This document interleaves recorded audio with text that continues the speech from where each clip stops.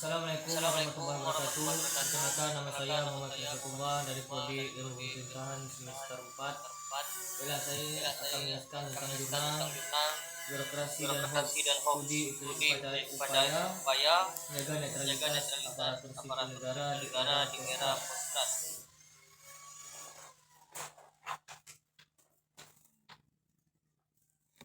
Pendahuluan, Pendahuluan hajatan pemilu 2019 meninggalkan residu meninggalkan dalam residu proses dalam proses demokratisasi di demokratisasi di Indonesia. Indonesia. Polarisasi di Polarisasi di masyarakat masyarakat melahirkan melahirkan fragmentasi bidang fragmentasi hitam bidang putih. hitam putih. Kondisi ini Kondisi perlu ini perlu direhabilitasi agar direhabilitasi agar kualitas kualitas demokrasi tetap demokrasi terawat. tetap terawat.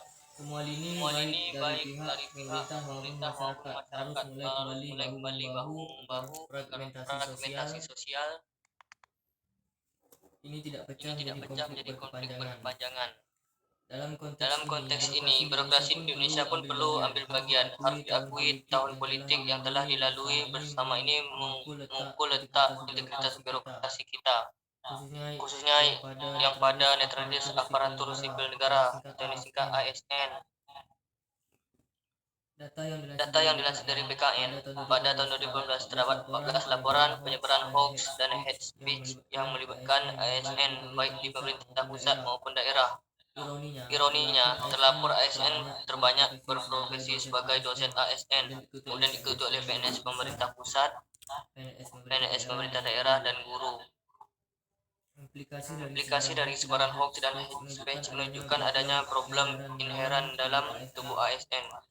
Salah satunya menjadi partisan dan melakukan deklarasi profesi politik ini muka umum. Tentunya hal ini mencederai asas netralitas ASN. 14 laporan merupakan simptom dan menjadi presiden yang bila didiamkan akan menjadi agenda besar reformasi korupsi di masa depan.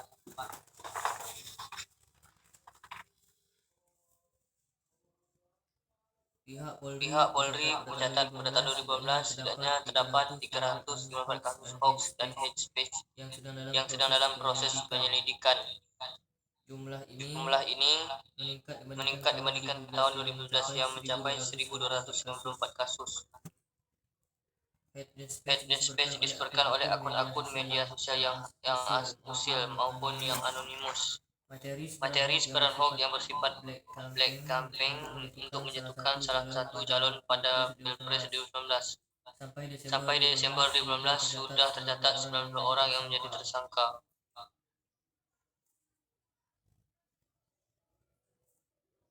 Fenomena hoax ini juga secara tidak langsung dapat merugikan pemerintah secara umum karena mengingat salah satunya calon untuk Pilpres adalah incumbent.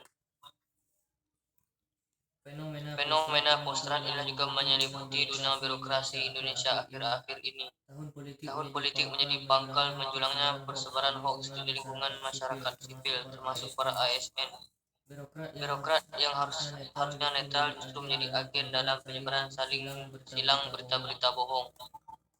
Bahkan pada kasus tertentu adalah ujaran kebencian. Hal ini lain menjadi sorotan di tengah kualitas kinerja ASN di Indonesia masih belum optimal.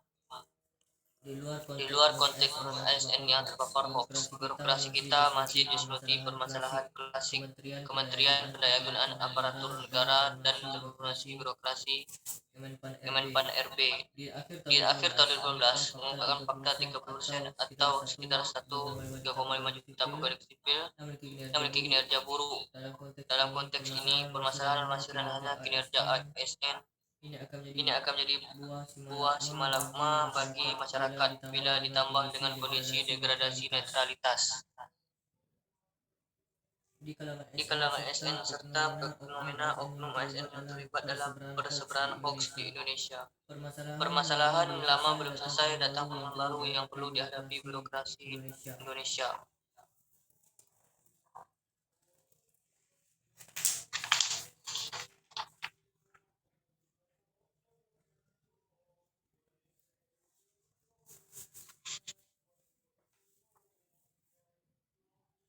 Kerangka teori netralitas birokrasi merupakan salah satu isu sentral dalam diskursus tata kelola pemerintahan. Netralitas birokrasi sangat penting mengingat pola kerja birokrasi yang terlalu diintervensi oleh kepentingan politik. Dapat menimbulkan chaos dan merit sistem menjadi sulit dilaksanakan di dalam tubuh birokrasi. Keputusan-keputusan yang harusnya diambil secara rasional dan dilaksanakan oleh konsideransi objektif tidak jarang justru malah berbelok arah demi mengakomodir kepentingan tertentu. Tidak terkecuali di Indonesia, sebagai negara yang dalam fase transisi demokrasi, membincangkan birokrasi dalam jangkar netralitas adalah ikhtiar yang perlu dikerjakan. Birokrasi memang hidup tidak berada dalam ruang yang vakum, ia akan selalu saling berkelindan dengan politik.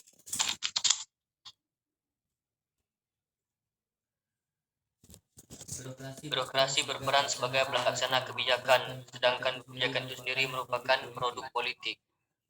Oleh karena aspek netralitas perlu didiskusikan secara lebih hati-hati. Netralitas birokrasi selalu menjadi wacana aktual menjelang saat setelah pemilu, baik pemilihan legislatif, pilkada maupun pilpres. Netralitas yang diusung bukan secara serampangan, karena bagaimanapun aparatur birokrasi adalah manusia yang memiliki pemikiran tertentu, sehingga asas netralitas bukan ditujukan untuk subordinasi dan mengoptasi para birokrat. Karena netralitas versi inilah yang terjadi saat Orde Baru berkuasa. Inilah yang disebut sebagai ideological state aparatur atau ISA. Birokrasi menjadi mesin ideologi negara agar masyarakat turut serta tunduk pada dominasi dan hegemoni rezim. Sehingga saat Orde Baru, para PNS pasti hanya akan memilih Golkar saat pemilu terselenggara. Dengan kata lain, netralnya PNS saat Orde Baru adalah memilih Golkar untuk melanggengkan kuasa Soeharto.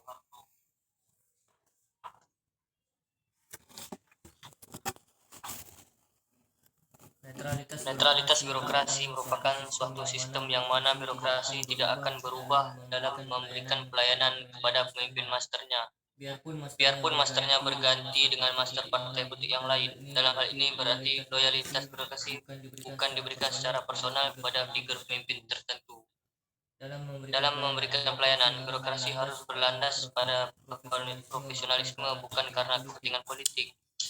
Secara singkat, netralitas birokrasi dapat dimaknai sikap yang tidak memihak terhadap suatu golongan tertentu, tidak terpengaruh dari kepentingan partai politik, dan tidak bertindak diskriminatif saat menjalankan fungsinya sebagai abdi negara. Dunia terus bergerak, fenomena relasi demokrasi dan politik pun bertambah dan permasalahan semakin kompleks. Dulu isu netralitas birokrasi banyak membahas tentang tendensi kooptasi kekuasaan terhadap birokrasi, sehingga diskursus yang ada tautologis dengan fenomena birokrasi sebagai mesin pemenangan rezim. Namun saat ini para aparatur birokrasi memiliki otonomi relatif.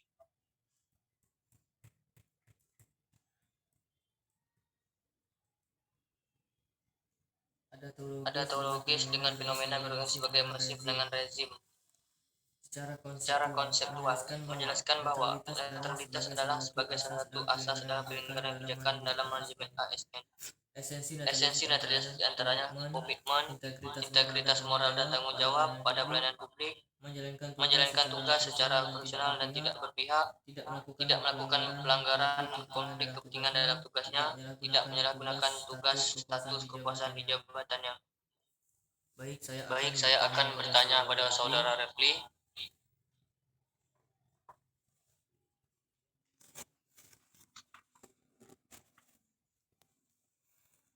Apa itu reformasi birokrasi?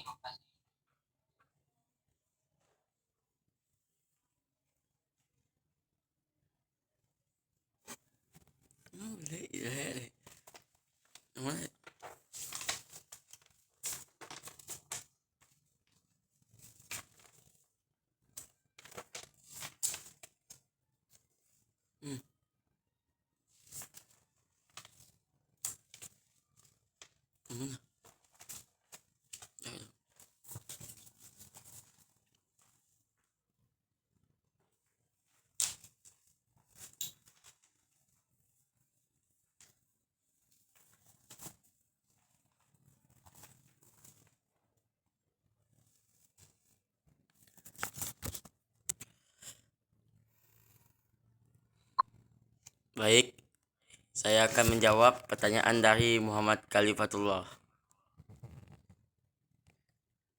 Birokrasi memang hidup tidak berada dalam ruangan yang vakum. Ia akan selalu saling berkelindan dengan politik. Birokrasi berperan sebagai pelaksana kebijakan, sedangkan kebijakan itu sendiri merupakan produk politik. Oleh karenanya, aspek netralitas perlu didiskusikan secara lebih hati-hati. Netralitas birokrasi selalu menjadi wacana aktual menjelang saat setelah pemilu, baik pemilihan legislatif, pilkada maupun pilpres. Baik, apakah pertanyaan yang saya jawab sudah memuaskan?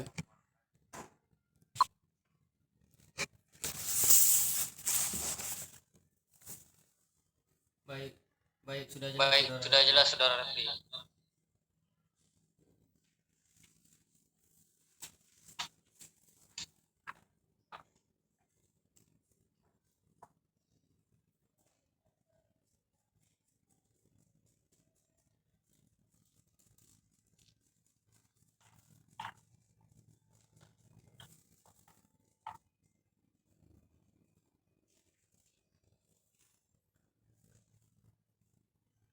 Baik, saya akan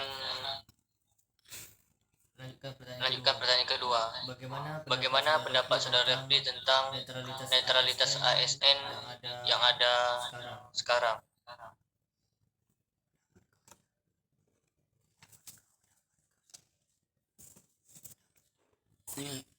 Nengok bisa tuh.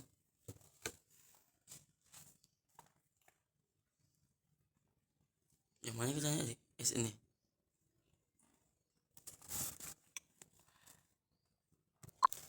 Baik, saya akan menjawab pertanyaan yang kedua oleh Muhammad Khalifatullah.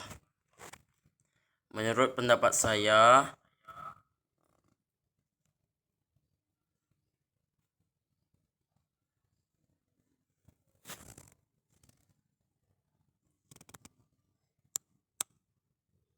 seringkali berangkat dari alam bawah sadar yang dipengaruhi oleh preferensi politik. Karenanya dalam konteks perilaku hoax yang dilakukan oleh ASN merupakan salah satu sesuatu ketidakteneralan semenjak pikiran mengenai penjelasan ini oleh ASN merupakan sesuatu ketidaknetralan yang diberlakukan tidak hanya satu tahun politik saja. Apakah Muhammad Khalifatullah sudah memuaskan jawaban dari saya?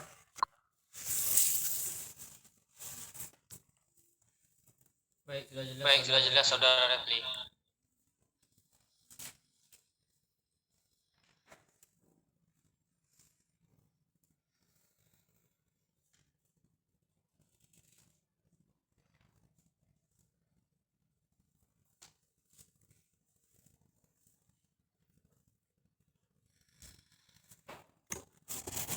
Baik, Saya akan lanjutkan pertanyaan yang ketiga. Bagaimana mendorong kembali netralitas seorang aparatur sipil negara?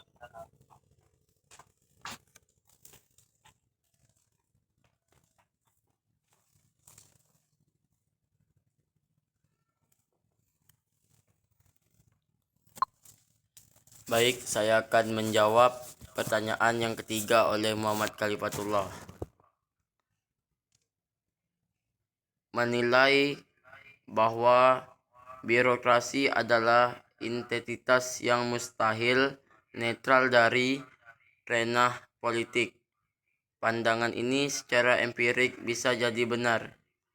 Namun, demokrasi secara inheren memiliki pertahanan diri agar demokrasi tidak mengali kuburan sendiri dengan membuka gerbang pada ketidaknetralan birokrasi. pertahanan diri demokrasi inilah yang perlu diaktualisasikan di Indonesia. Sekian dari jawaban saya. Apakah Muhammad Khalifatullah memuaskan?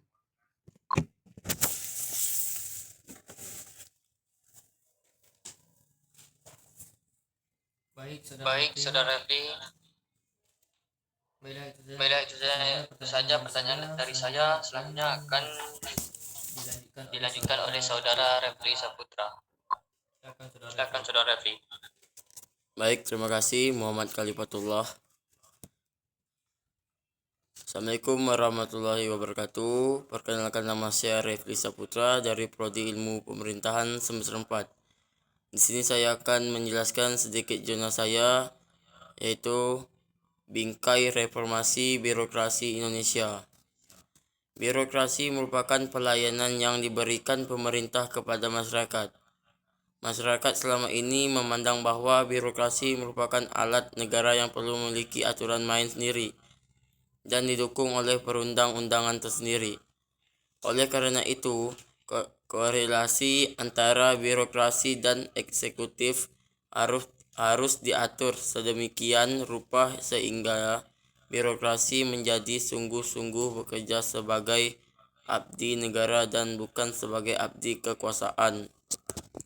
Fenomena birokrasi selalu ada bersama masyarakat dalam kehidupan sehari-hari, dan setiap seringkali mengeluhkan cara berfungsinya birokrasi, sehingga pada akhirnya orang akan mengambil kesimpulan bahwa birokrasi tidak ada manfaatnya karena banyak disalahgunakan oleh pejabat pemerintah yang merugikan masyarakat.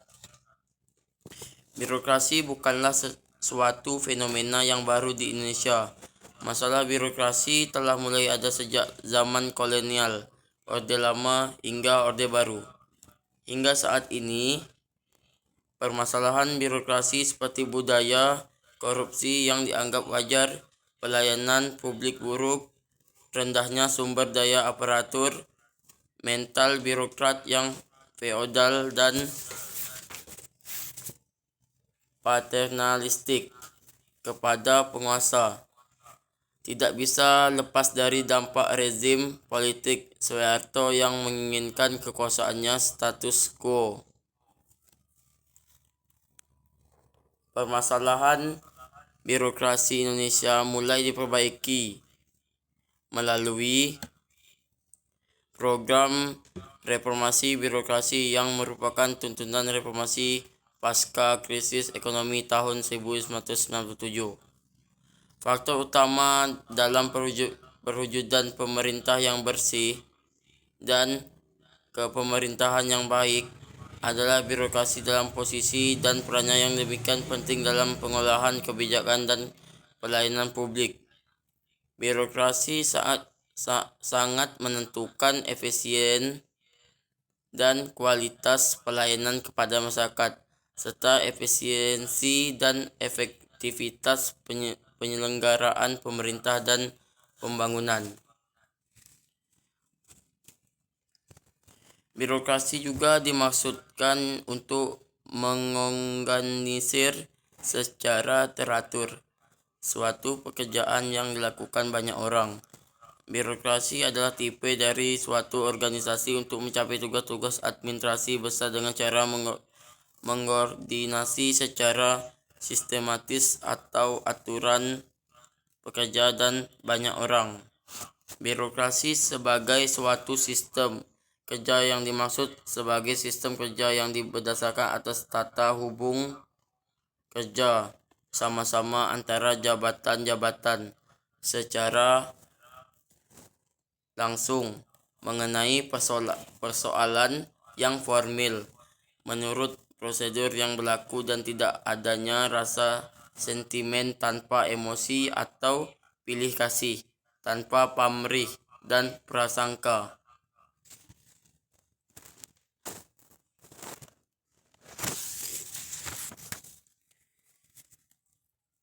Dalam setiap hal yang dikerjakan oleh aparatur administrasi negara dapat dilihat apa yang menjadi hak, kewajiban, tanggung jawab, serta peran aparatur administrasi negara. Adapun hak dan kewajiban yang harus dilakukan oleh seorang aparatur administrasi negara. Birokrasi yang seharusnya bekerja melayani dan berpihak kepada masyarakat berkembang menjadi melayani pengusaha dan keberpihakan pada politik dan kekuasaan. Administrasi negara sebagai organ birokrasi negara adalah alat-alat negara yang menjalankan tugas-tugas negara. Di antaranya menjalankan tugas-tugas pemerintah. Pemikiran ini mengusimkan bahwa pemerintah tidak selalu sama dengan negara dan karenanya aparat negara bukanlah selalu aparat pemerintah. Pemerintahan sebagai penyelenggara pelayanan publik sering atau selalu dikeluhkan karena ketidakefisien dan efektif. Reformasi birokrasi Indonesia.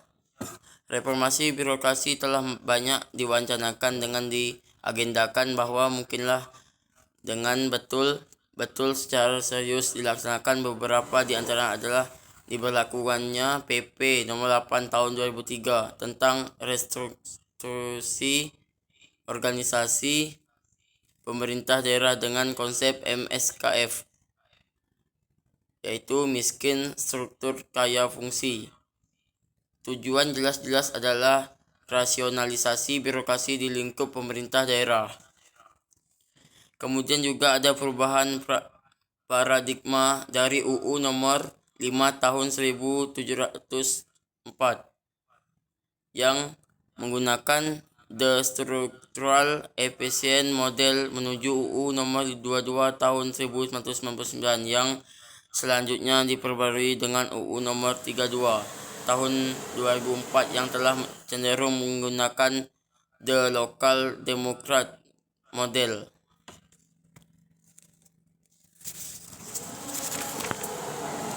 Strategi terwujudnya reformasi birokrasi. Birokrasi di dalam menyelenggarakan tugas pemerintahan dan pembangunan di dalam penyelenggara pelayanan publik diberikan kesan adanya proses panjang dan berbelit-belit. Apabila masyarakat menjelaskan kesan adanya proses panjang dan berbelit-belit, apabila birokrasi selalu mendapatkan citra negatif yang tidak menguntungkan bagi perkembangan birokrasi itu sendiri. Kesimpulan dari reformasi birokrasi.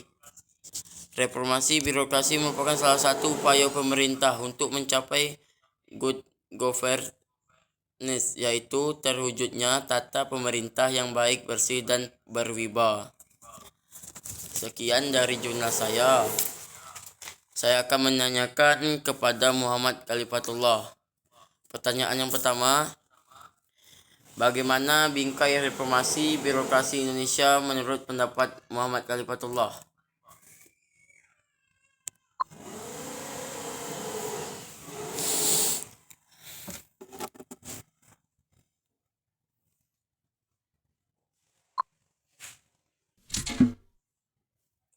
Baik, saya akan menjawab pertanyaan saudara Refri.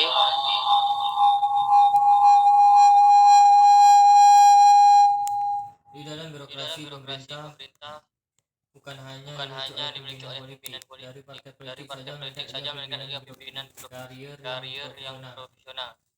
Birokrasi bukanlah satu fenomena yang baru di Indonesia. Masalah birokrasi telah mulai pada sejak zaman kolonial, Orde Lama hingga Orde Baru. Hingga saat ini permasalahan birokrasi seperti budaya korupsi yang dianggap wajar, pelayanan publik buruk, rendahnya sumber daya aparatur, mental birokrat yang feodal, dan toleransi kepada penguasa.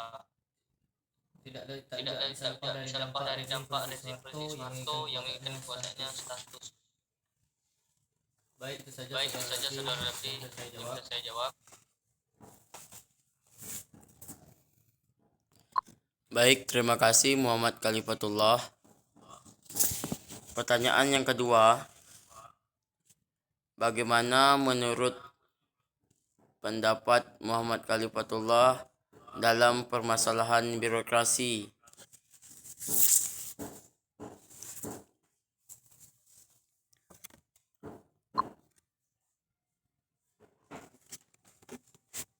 Baik, saya akan menjawab dari pertanyaan dari saudara pertanyaan Refli. saudara Refli. Permasalahan birokrasi Indonesia mulai diperbaiki melalui program reformasi birokrasi yang merupakan tuntutan reformasi pasca krisis ekonomi tahun 1998, menegaskan bahwa reformasi di bidangnya tidak akan berjalan dengan baik tanpa terlebih dahulu reformasi birokrasi pemerintah. Baik, tidak saja yang dapat saya sampaikan saudara Refli.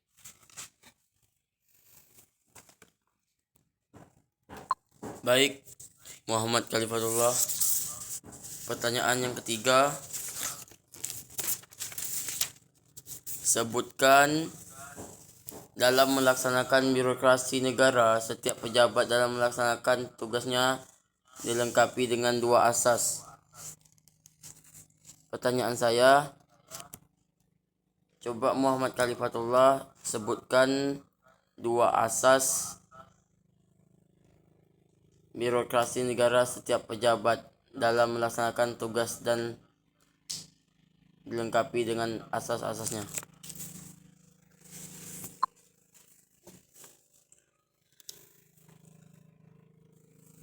Baik, saudara Refli, saya akan menjawab pertanyaannya. Ada dua asas yaitu satu asas legalitas. Asas ini berarti tidak ada satu perbuatan atau keputusan dari pejabat atau birokrat yang bersangkutan boleh dilakukan tanpa dasar suatu ketentuan undang-undang. Untuk itu, para pejabat atau para birokrat harus memperhatikan 8 unsur legalitas, yaitu peraturan tertulis, penyebaran atau penggunaan peraturan, tidak berlaku surut, peraturan bisa dimengerti tidak bertentangan satu sama lain, tidak menuntut di luar kemampuan orang, tidak sering berubah-ubah dan sesuai antara peraturan pelaksanaan. Dua, asas diskresi. Pejabat atau birokrat tidak boleh menolak mengambil keputusan dengan alasan tidak ada peraturan. Oleh karena itu diberikan kebebasan untuk mengambil keputusan menurut pendapatnya sendiri, asalkan tidak melanggar asas legalitas. Baik, itu saya dapat saya jawab atas dua asas itu, saudara Refli. Baik, terima kasih Muhammad Khalifatullah. Itu saja yang saya ingin bertanya kepada Muhammad Khalifatullah. Selanjutnya akan saya serahkan kepada Muhammad Khalifatullah.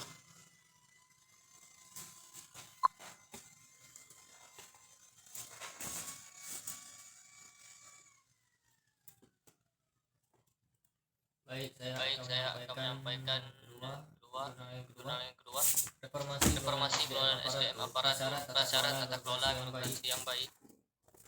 Latar belakang terdapat tiga hal utama dalam melakukan pengelolaan atau penyelenggaraan pemerintah yang efektif dan efisien, yaitu melakukan suatu langkah upaya atau perlakuan yang optimal dan merujuk pada prinsip tata kelola pemerintahan yang baik atau good governance terhadap kelembagaan organisasi ketataraksanaan, dan yang paling utama adalah sumber daya manusia aparatur. Program reformasi birokrasi yang saat ini tengah gencar dilakukan harus melibatkan atau berdasarkan prosesnya pada ketiga komponen utama tersebut, di atas di samping faktor-faktor pendukung lainnya. Penyelenggaraan pemerintah jelas akan banyak berbicara mengenai birokrasi, dan birokrasi di Indonesia sebagai sistem pemerintahan yang dilakukan oleh pegawai pemerintah berdasarkan hierarki dan jenjang jabatan. Jelas menggarisbawahi peran utama dari pelaku atau aktor penyelenggaraan, yakni aparatur pemerintah. Dengan demikian, fondasi birokrasi secara reformasi birokrasi harus dimulai dari reformasi terhadap pengelolaan manajemen SDM aparaturnya. Reformasi pengelolaan SDM ini merupakan kebutuhan mendesak untuk dijalankan agar diperoleh aparatur yang berintegritas.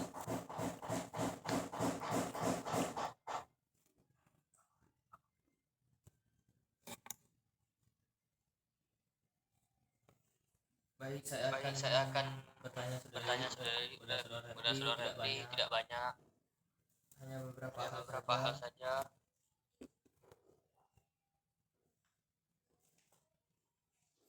Bagaimana mendapatkan reformasi untuk para ASN yang baik.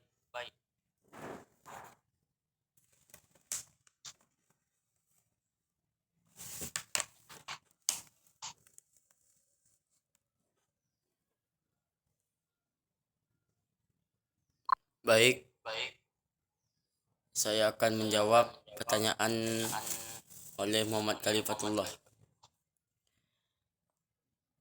Aparatur yang berintegritas, kompeten, profesional, berkinerja tinggi, dan sejahtera dalam menyokong pencapaian pengolahan birokrasi yang baik. Apakah Muhammad Khalifatullah sudah memuaskan jawaban dari saya? Baik, sudah jelas, saudara Pridi. Baik, itu saja yang dapat kami sampaikan. Wabillahi taufiq wal hidayah. Wassalamualaikum warahmatullahi wabarakatuh. Waalaikumsalam warahmatullahi wabarakatuh.